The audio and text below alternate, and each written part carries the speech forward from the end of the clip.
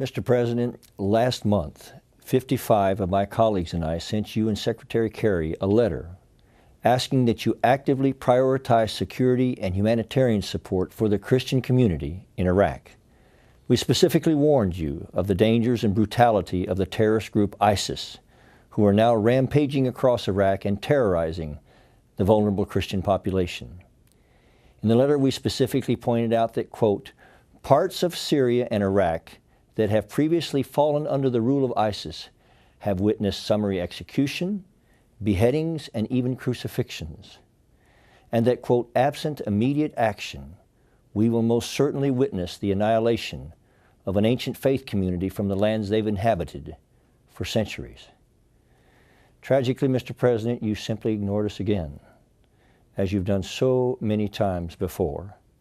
And now ISIS, the group you once likened to a junior varsity basketball team, is beheading its way across Iraq and has declared that there would be, quote, nothing for the Christians but the sword if they do not convert.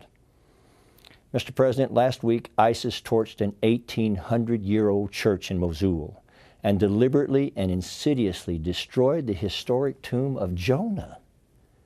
Last Sunday, for the first time in 1,600 years, there was no Mass in Mosul. The head of Iraq's Christian community, quote, said, for the first time in the history of Iraq, Mosul is now empty of Christians. And now images of ISIS beheadings, crucifixions, rape, torture, and mass execution are all over the internet and social media. Just yesterday, I met with a group of NGOs based in Iraq who told me that ISIS recently beheaded 6 Christians and then proceeded to play soccer with their decapitated heads. Mr. President, the ISIS targeting of Christians has been systematic and horrifying, and Iraq's Christians in the region are now nearly extinct. It can rightly be called targeted religious cleansing, and sir, it is a crime against humanity. And yet, Mr. President, we have not heard a single word from you.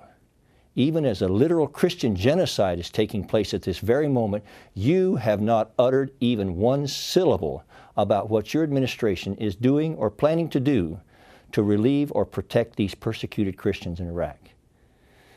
So now, speaking and pleading with you directly, sir, I once again repeat the words we wrote in our letter to you a month ago. We urge you and your administration to urgently and actively engage with the Iraqi central government and the Kurdistan regional government to prioritize additional security support for these particularly vulnerable populations and provide emergency humanitarian assistance to those affected communities. Absent immediate action, we will most certainly witness the annihilation of an ancient faith community from the lands they've inhabited for centuries. Mr. President, if you continue to ignore this Christian genocide in Iraq, history will record that it was you who idly stood on the sidelines and knowingly let it happen.